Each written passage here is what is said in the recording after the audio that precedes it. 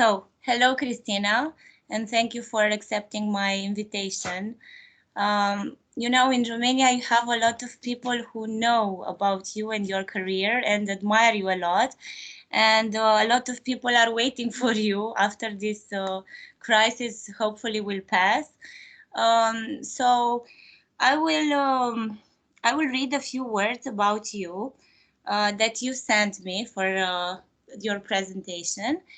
And after that, maybe we could start discussing about cannabis and about the situation in Spain and also in Romania. So, Cristina Sanchez is an associate professor at biochemistry and molecular biology at Complutense University from Madrid, Spain.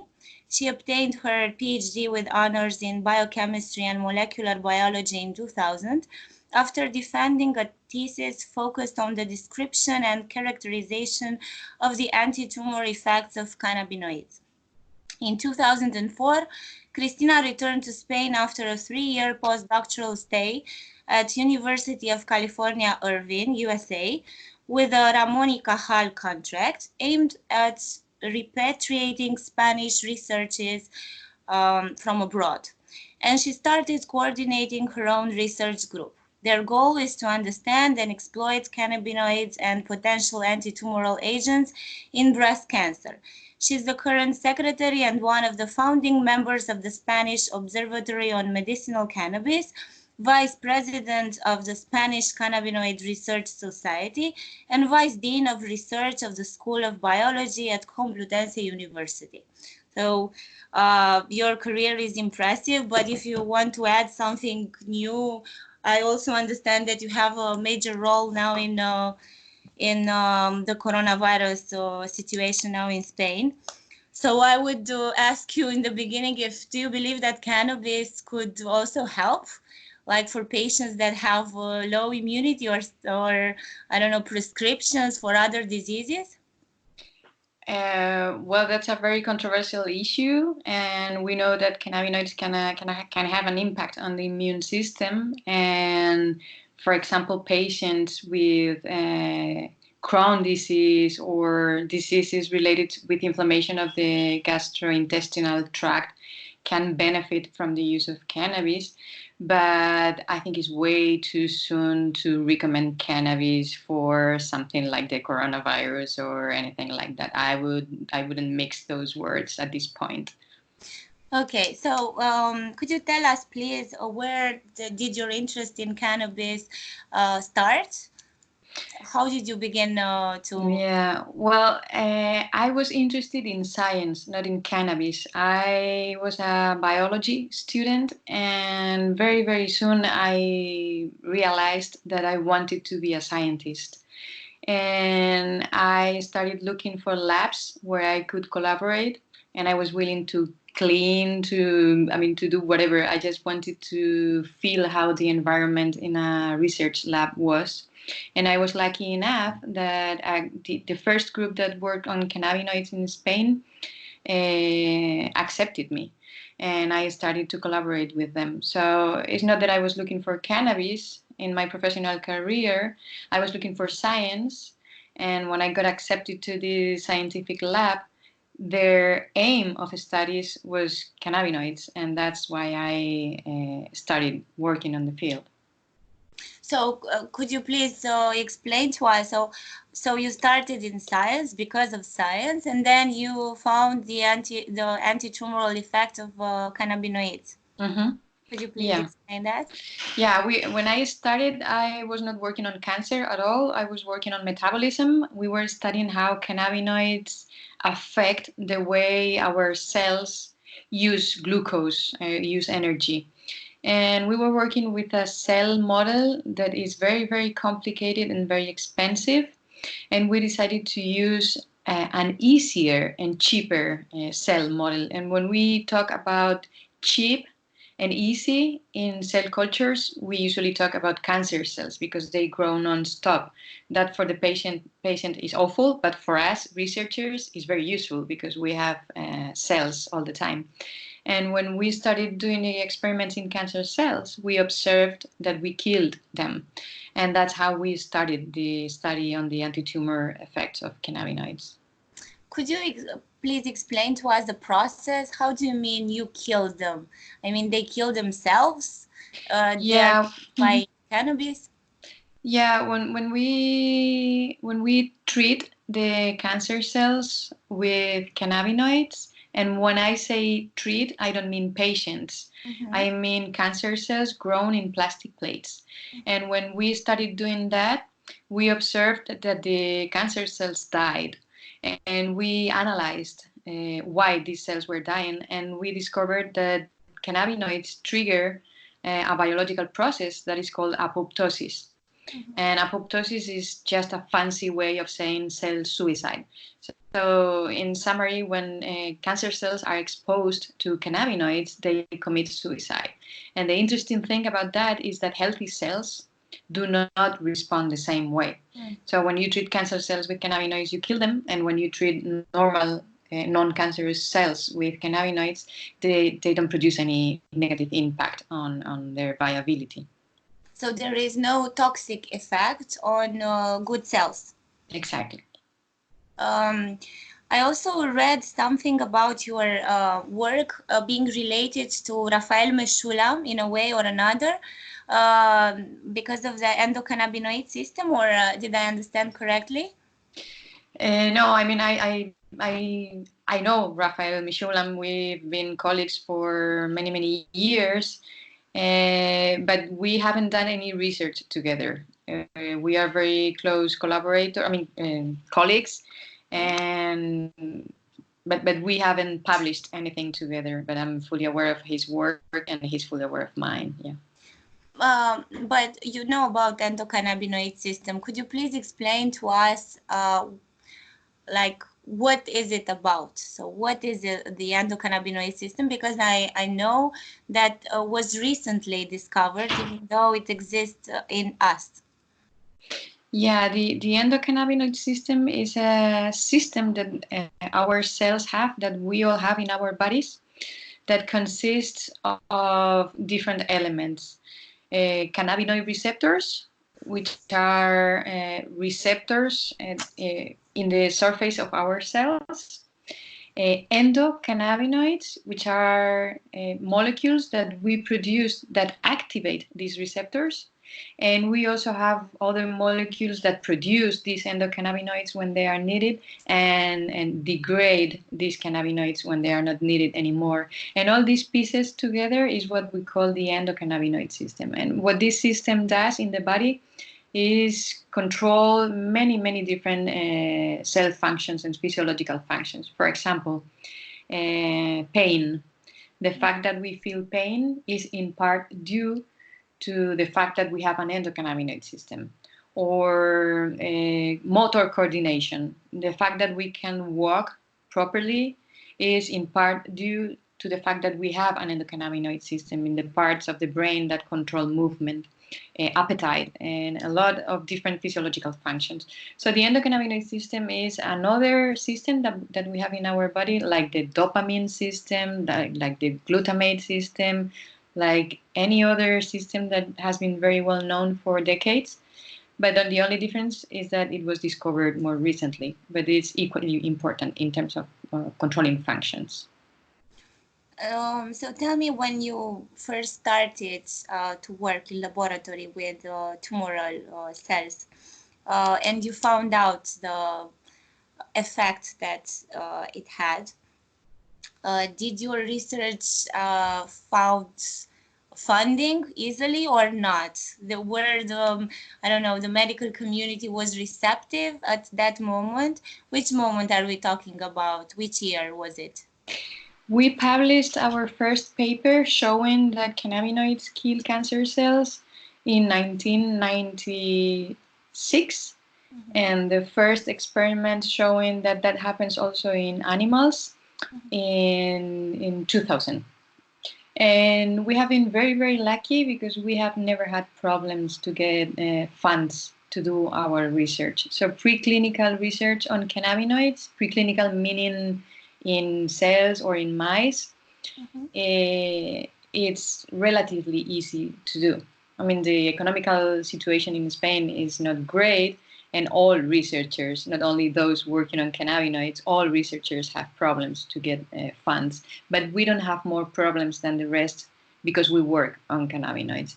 But that's for the preclinical research. A completely different thing is when we try to do clinical studies. I mean, not us because we are not doctors, but the clinical research in Spain and basically everywhere in the world is not easy to do. It's extremely complicated to do because cannabinoids are forbidden substances. They are regulated by the drug administrations, by the FDA, by the equivalent in Europe, and that makes clinical research extremely difficult, not only in Spain but in the rest of the world. But now we are starting a new era. As you see, a lot of countries, also in Europe, started to develop new laws which are favorable for medicinal cannabis.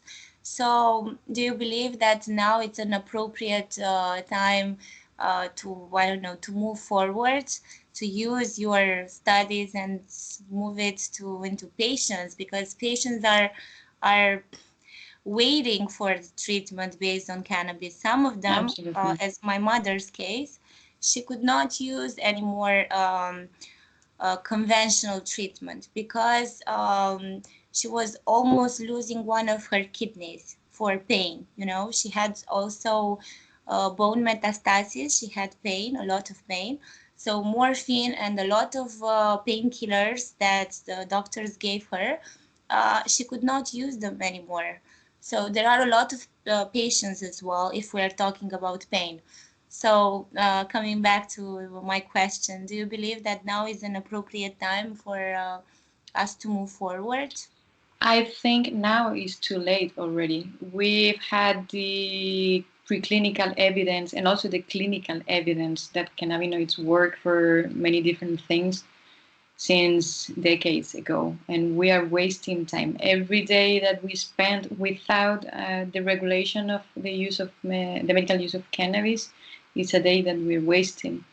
And to me, and I say this publicly every time I have the possibility in my country, our government is extremely irresponsible for not regulating the medical use of cannabis. And I think every other country in the world that is still thinking if they should do it or not is an irresponsible country. They should do it. They should have done it before.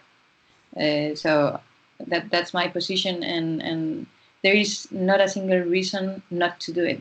There is no scientific reason not to do it, and there is no medical reason not to do it. So we're talking about politics, and politics should not be involved with health. That's correct, and it's a very sad situation because actually I believe that Spain is a bit different from Romania, because you in Spain you have a mentality which is, I don't know, easier to, it can cooperate with the thought of using cannabis. In Romania, because also of our past and our legislation, now a lot of people are starting to read and started to raise the interest on cannabis. But I don't know, 2 years ago when I started the campaign in Romania, a lot of people were looking very strange at me, you know, and blaming me because I'm also a lawyer, my profession, and they were just asking me, are you serious? You're talking about something illegal, about something which is recreational. And it was frustrating because I was reading a lot. Even 2 years ago, there were a lot of studies, but still a lot of doctors in Romania were saying that there are no studies, or because of the fact that were forbidden in Romania, they just refused, in my opinion, to read about it, you know, or because they were afraid about jail and other, you know, punishments. So the fact is that a lot of people, I also know a lot of cases of cancer patients who procured illegally from other countries and risked their lives and their liberty to prolong or even, I don't know, heal some some diseases that they had, you know. So that's why I'm having this conversation with you. That's why we are here and we are trying to do things like this in Romania. So I would like to ask you about the Spain, what you said about Spain. What is, you told me that in your opinion it's all about politics, but I went to Spain and I know that you also have a charity that wants and pushes forward a law in the parliament.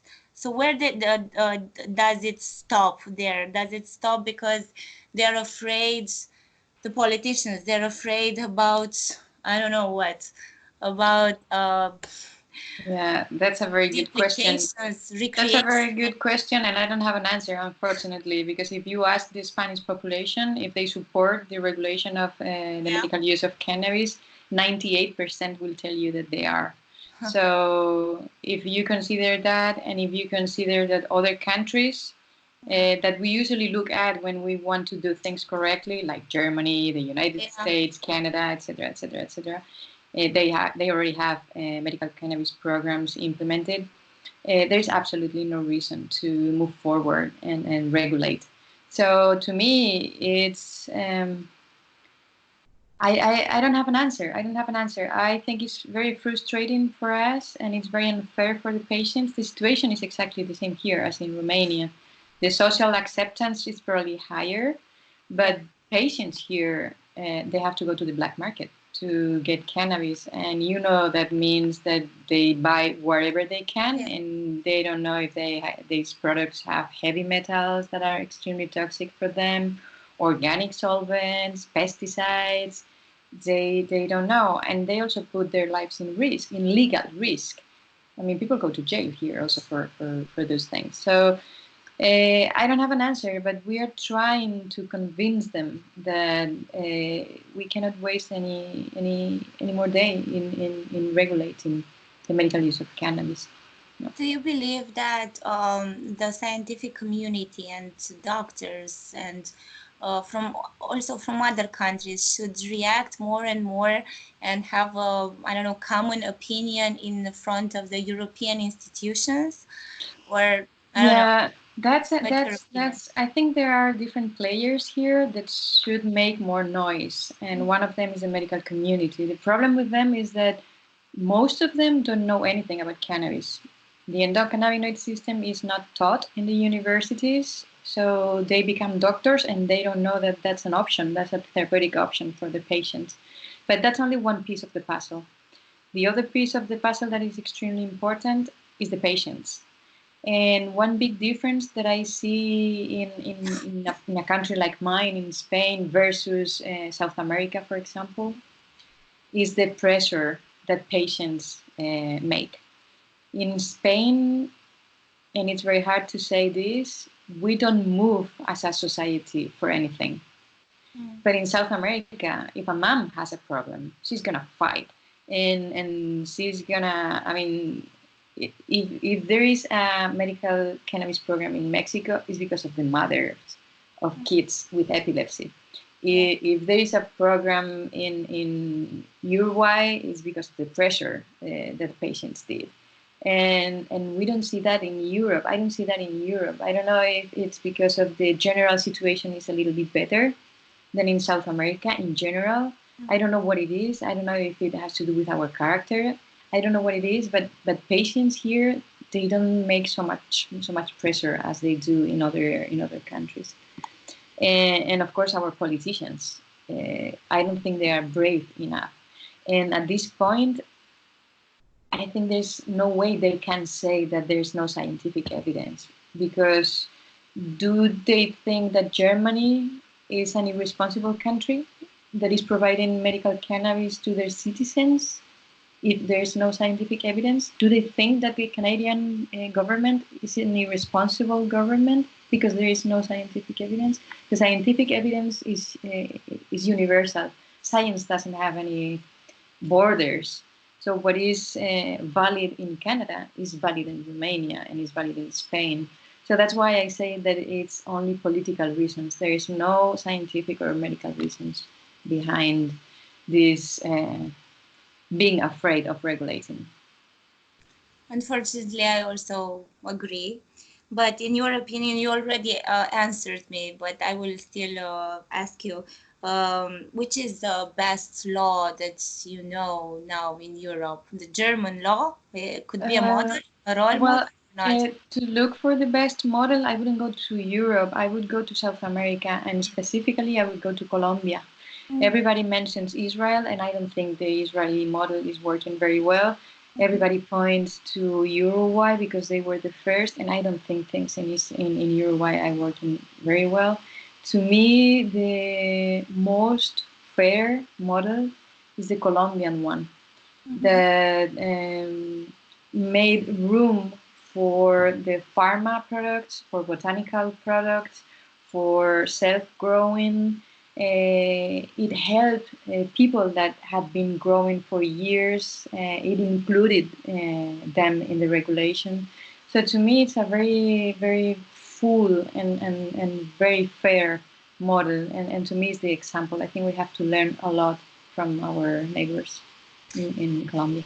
Do you know what happens with the black market in the countries where they regulate cannabis, medicinal cannabis? Because there is another fear that I always hear also in Romania from politicians, and they're saying that it's a probability that after legalizing medicinal cannabis, then it will follow recreational cannabis, and then the black market, and then the violent cases, and then it's the same story all over the world. But So I mean, what they have to do when they say that is not to hypothesize, but to look around and see what has happened in the countries where medicinal cannabis has been regulated. Colorado in the United States, the black market has not increased. There is no crime. There's no more crime around or produced by the regulation of cannabis. Same thing in Uruguay. The black market has gone down. So they can hypothesize whatever they want, but the reality is saying just the opposite. So what they have to do is to read. I mean, it's a question of education. They don't have to think what would happen. I mean, it's already happening. So go there and look. So that would be my answer to them. If you are so scared, go to the countries that already has this implemented and regulated and see what's going on there. And there is no increase in any of these countries of the black market, of the crime. There's nothing of that. Absolutely nothing. Even in those countries that has also regulated not only medicinal but recreational cannabis. So that's not true. in your opinion, which is the most I don't know, problematic aspects in the countries, European countries, that legalized medicinal cannabis? I saw that some countries, they have passed the law, but they don't have the medicine. They just prescribe, and they don't. The patients cannot buy it from anywhere. So, which are the biggest problems that you know from European, I don't know, countries? Yeah, what you just mentioned, some of them have done part of the work and they have written down a very nice law, but the reality is that the production of cannabis products is not regulated, or the access to the products is not easy, it's expensive, it's not sustained in time. So the problem is that when you design a law like that one, you have to cover all the aspects, not only the technicalities at the legal level, but also the reality of the production of the cannabis products and the access to the patients. So the main problem is that these things have to be done seriously and consider, the pieces of the puzzle. Yeah. A lot of people mix cannabis as well, I don't know, in Romania, for instance, with hemp. So they believe, some of them, they believe it's the same thing. So if we're talking about CBD, which is we can find CBD all over Europe. There is a problem also with CBD, as you know, because it's not regularized, and we don't know if we buy CBD in the concentration that is written or not, because we cannot test it.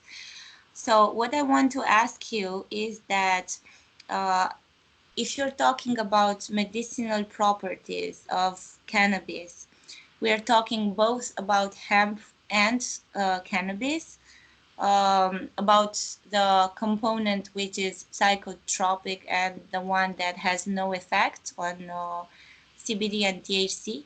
Yeah, for what we know at this point, both THC and CBD have a medical value. So cannabis can have medical value, and hemp can have some medical value. For what we know from patients, it seems that combining both THC and CBD in most cases is a better approach than using only CBD or using only THC. But that's one of the reasons that because we have to study more, because this information comes from anecdotal cases, and that's not how medicine works. So we have to have more information coming from controlled studies, and that's why it's so important that the clinical development is improved. But going back to your question, both THC and CBD may have medicinal benefits for the patients, both of them. Can you tell me something about the entourage effect, because we are talking about CBD, THC, and also there are around 140 components of cannabis. How many are studied until now? Yeah, well, according to the latest studies, there are almost 180 cannabinoids, only cannabinoids, and more than 200 terpenoids. So, and this is only 2 families of compounds within the plant. So we're talking about a factory that produces hundreds and hundreds of chemical compounds. We have been studying, and when I say we, I mean the preclinical community. We have been studying mostly the effects of THC and CBD. And very timidly, people are starting to study the effect of other cannabinoids, CBN, the acid forms of THC and CBD, CBG. So a few studies are coming out now. But most of our knowledge comes from THC and CBD. And also, we are starting to see that the interaction between cannabinoids, between cannabinoids and terpenoids, produces better effects, better therapeutic effects on patients as well. So this whole field of research is still has a lot to do and a lot to work on. You know, there are, unfortunately, there are a lot of, or I don't know, I should say happily, there are a lot of people who are doctors that are talking about the effects of cannabis in, I don't know, neurology, as you say, in Crohn's disease and pain. But very few doctors are willing, or as you said, timidly speaking about cancer. And in Romania, we have a lot of cancer patients. So a lot of cancer patients are putting their, I don't know, efforts to read, to inform themselves, to, I don't know, they know better than a doctor when they go to ask him, you know, sometimes, unfortunately. So I wanted to ask you, out of curiosity, are there any doctors around, I don't know, Europe or some other countries that have contacted you and asking for, I don't know, a collaboration between your studies, and if they want to implement something or to advise their patients, or is there any, I don't know, willingness from I don't see it hasn't happened that in Europe. We have been contacted by a group of doctors in Canada that is willing to do a clinical trial to see if what we see in mice is also produced in humans. But it's extremely difficult to find the money to do that study and a good product to do that study. So unfortunately, that it's on a drawer now, waiting for a magic wand to come and provide the resources we need. But that said, there are some doctors that are trying to help patients. And regular oncologists, first of all, don't know about cannabis in general. And they don't know about the studies, the preclinical studies showing that these compounds may have antitumoral properties. But it's also true that no clinical studies have been performed on cancer patients to see if they produce antitumoral responses. So if you ask a doctor, a well-informed doctor, if cannabinoids are useful for the treatment of cancer, they have to tell you that the answer is no. And that's the correct answer, because no clinical studies, controlled clinical studies have been performed. That said, we also know that cannabinoids are extremely safe. We also know that cannabinoids have other properties. They help with anxiety, with pain, with insomnia, with a lot of other things that are extremely important for the quality of life of the patients. And we also know that in mice, and I want to stress this out, in mice, they also produce antitumoral responses. So if I combine all these things, even though there is no clinical evidence that cannabinoids have antitumoral properties, if I was in a position of having a cancer myself, I would use cannabis. I don't have any guarantee that it's going to work, absolutely none. But I know that it's not going to produce any awful side effects on me, and chances are that it may work. So considering the risks and the potential benefits, I think the balance clearly tips in favor of the benefits. So but we have to be extremely clear with the patients, and there is absolutely no clinical proof that cannabinoids cure cancer. What about the dose? If they don't have properly, I don't know, indications, because we don't. People are taking cannabis by themselves. Is there a danger in taking randomized, I mean, not taking very standardized, a few milligrams and increasing, you know? Like if they're taking too much, is it, I don't know, safe or not? They could have like severe effects, secondary effects, or not? Yeah, no. Well, first of all, I agree with you. It's very difficult to dose when you don't know, you don't have clinical results to tell you which is the target dose that you have to obtain. And in most countries where you don't have any idea of the concentration of THC and CBD in your products. So in that scenario, which is not the ideal one for the patients, of course, the general suggestion is to use something that contains both THC and CBD, and start with very, very low amounts and increase them very, very slowly. What is the worst thing that can happen if you take too much? You are going to sleep for a couple of days in a row.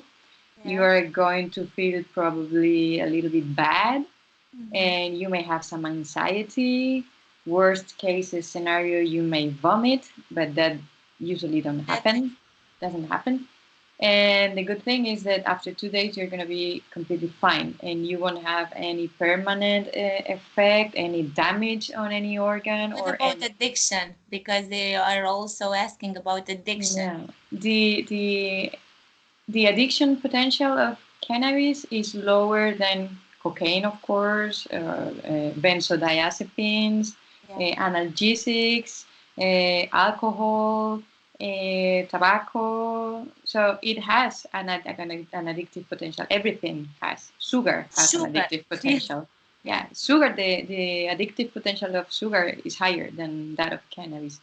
So it exists. There is an addictive potential there, but it's way, way lower than that of the legal drugs, and of course of the other drugs or even medicines that patients take.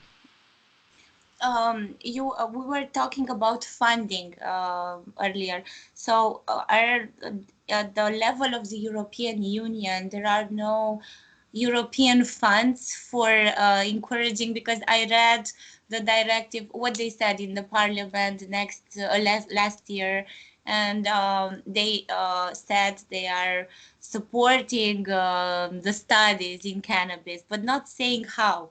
They didn't open funds for cannabis studying or not. It's just an idea. I'm not aware of any public calls from the Okay. European community for research on cannabis. No, and I suspect that I would know if there was any.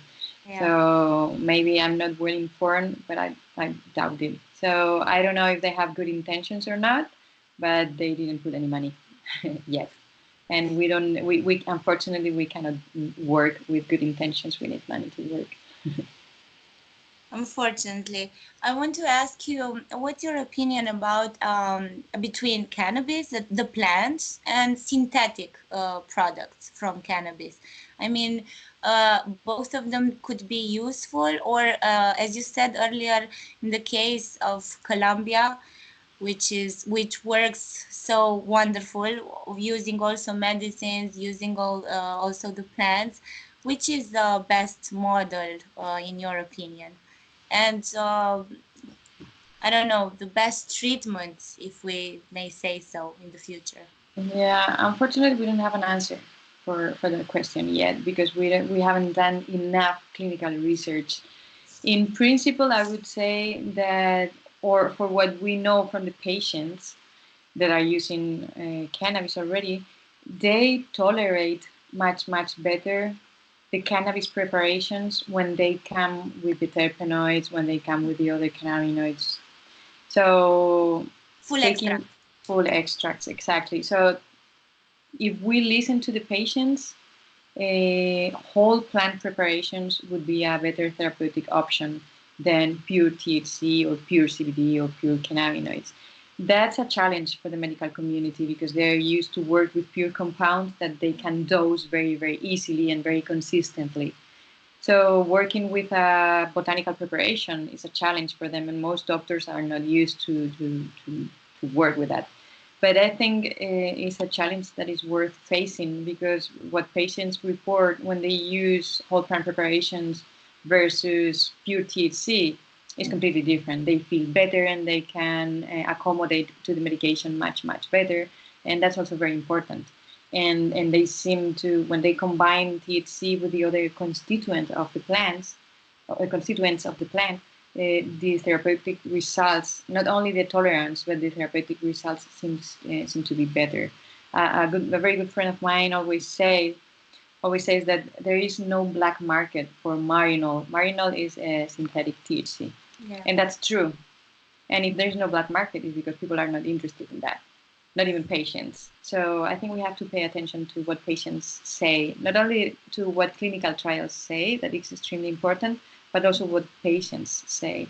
I think cannabis is very special in that respect for medicine in general, because usually the design of medicines, of drugs, comes from a scientific lab like mine. That information is transferred to the doctors, and then that medicine is transferred to the patients. But in this case, a lot of useful information is coming from the patients, and doctors and researchers should be willing to listen to the patients.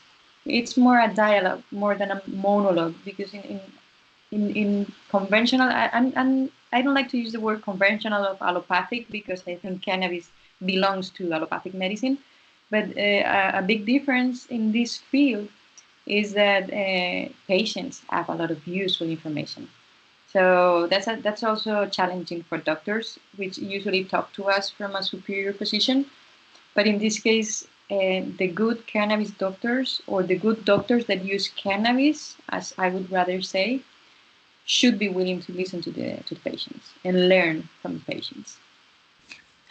We heard and we read in the press here in Romania about a study that started in UK, and it's called Project 21, and it is said that it will involve 20,000 people for a period of 5 years.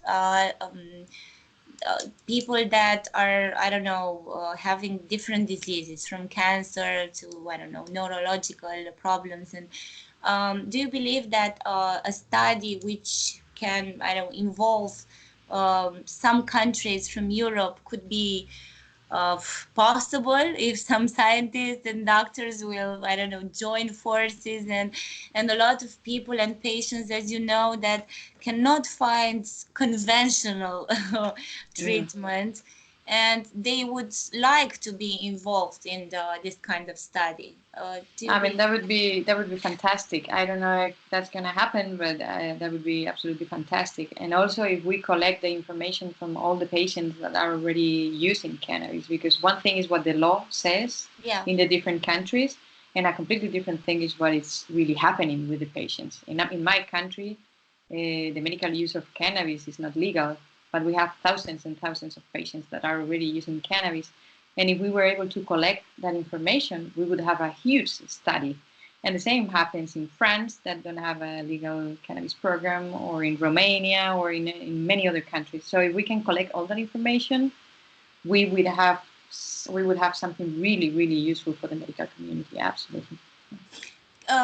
Please, can you tell me something about the breast cancer studies that you research more?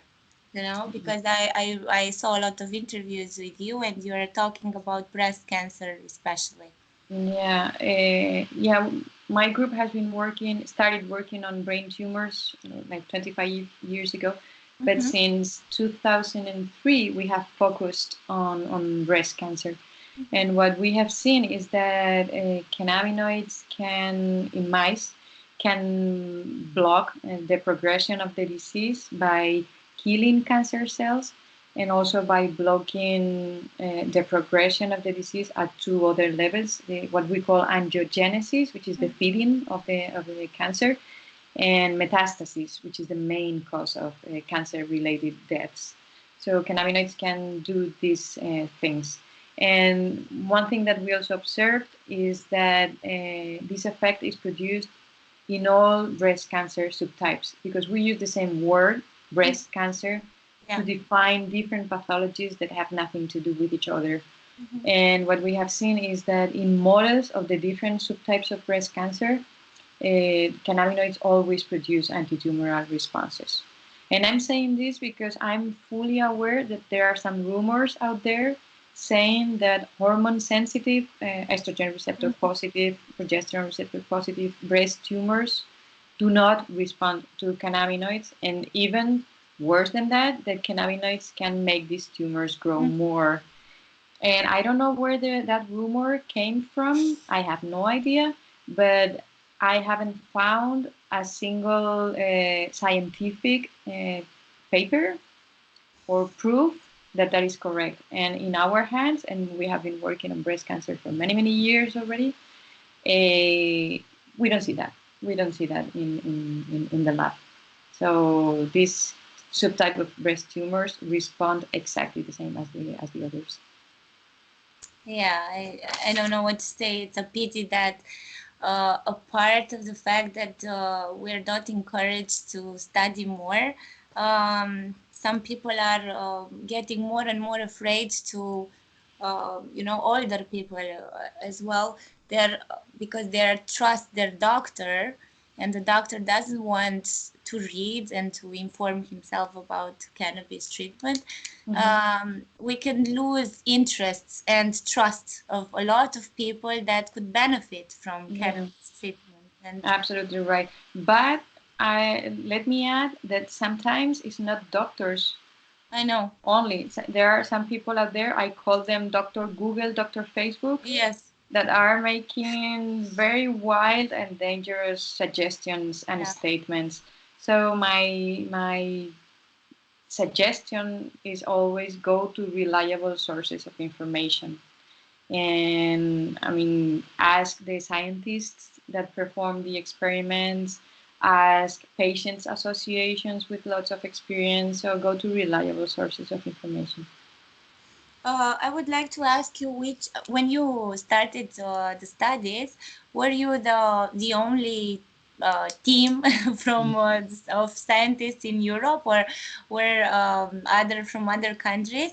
And following the question, I would like to ask you, which are the latest studies in cannabis that you know about, and in which area, in which domain, like in which field of health? Yeah. Well, when I studied, and I studied in 1996, I think the group I started working with was one of the very few in Europe that was working on cannabinoids. There was another one in Italy, there was one in Germany, but the field was in its infancy, so very, very few groups. And right now, I would say that it's not in the US where most research on cannabinoids is done, like in any other field. I think Europe is the leading force in cannabinoid research. And regarding the latest discoveries, the latest research, there are so many groups working on cannabinoids more than ever.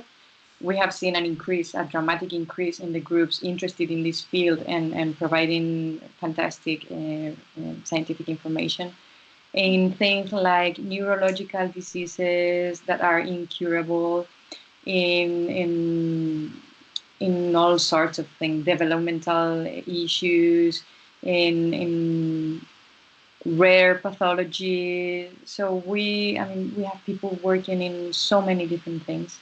That doesn't mean that cannabis is going to be useful for every single pathology in the world, of course. And that message is also very dangerous because, we hear that. We hear both extremes. We hear people saying that cannabis doesn't have any therapeutic use, and that's very dangerous and not true. And on the other side, we also hear people saying that cannabis can cure anything, and that's also not true and very dangerous. So that's why we need research, like serious research, and that's what we are trying to do.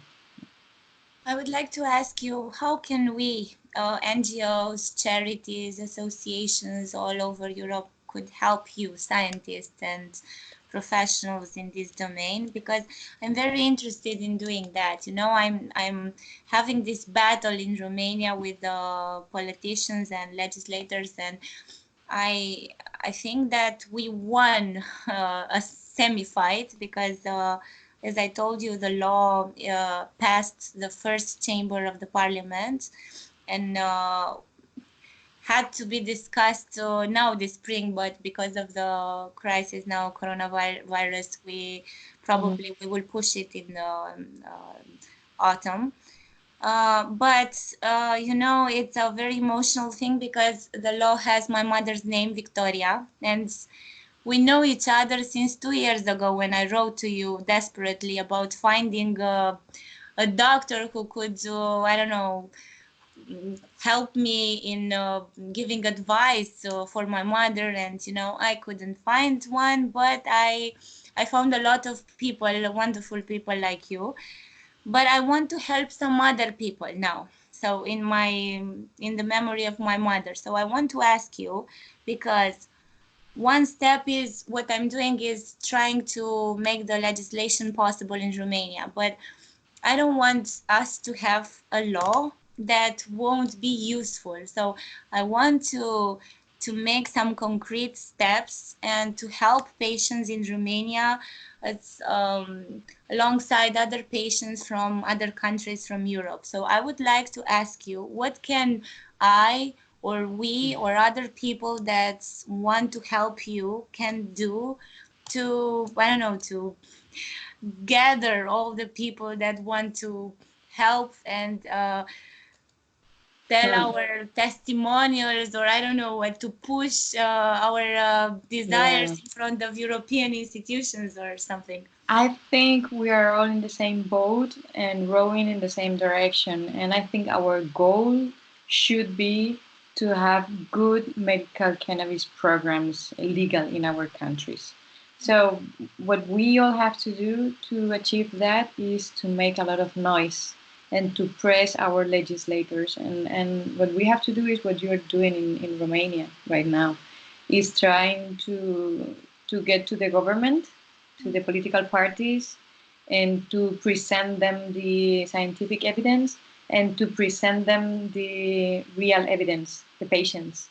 And the more noise the patients do, the better chances we have that we have medicinal cannabis programs implemented in the countries. And not only good technical documents, but also good access, because sometimes in some countries, medical cannabis is legal, but there's no way patients can get to the products because they are not available or they are extremely expensive, and that's not fair. That's not a good medical program. So we have to make a lot of noise as patients, as researchers, as doctors, to convince our legislators that we have the right to access to this therapeutic option. It's a question of human rights, and they have to protect us. Their main goal as politicians is to protect us. And that includes giving us access to this medicine. That's very well said. And hopefully someone will listen to you from my country as well. To us. I hope so.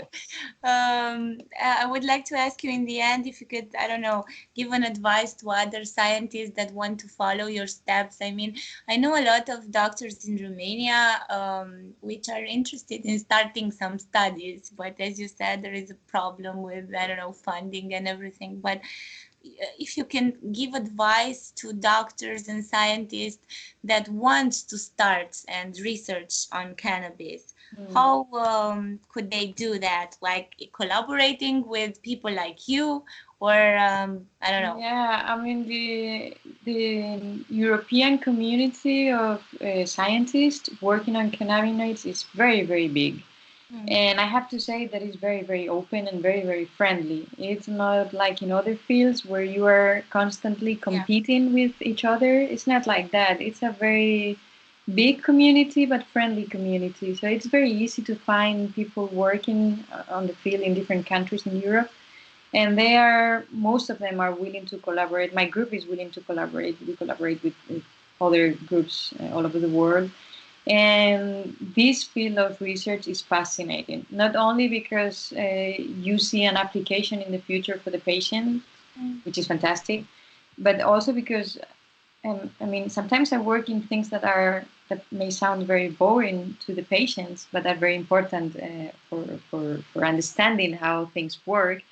So it's a really, really fascinating field of research. And my perception is that most people working in Europe are willing to collaborate. So if someone is interested, drop me an email and I will try to put that person in contact with someone that works in that specific field in Europe. I think we are lucky because we are in general very open and very friendly in this field. Thank you so much. And I want to ask you, if I may dare, like a final advice to politicians all over Europe, because our politicians in Romania are not so different from your politicians in Spain. No. So a general advice for them. Even though we have this international crisis. Yeah, right now it's going to be very, very difficult to get the attention of anybody. Yeah, but it's still a health problem. So we're discussing Absolutely. about two issues, different issues, but it's still an important issue for some patients. Absolutely. I couldn't agree more with you. And I wouldn't give an advice. I would make a request. And the request is that we do have the right to use this medicine, and they have to give us the easy access to this medicine. And they don't have to invent anything new.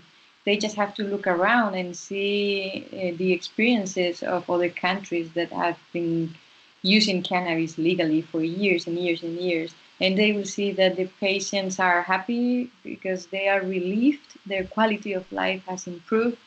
In some cases, their pathologies have improved.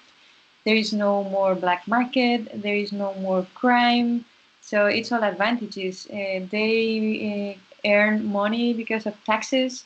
They create jobs. It's good for the economy. It's good for the patients. So there's nothing, absolutely nothing to lose.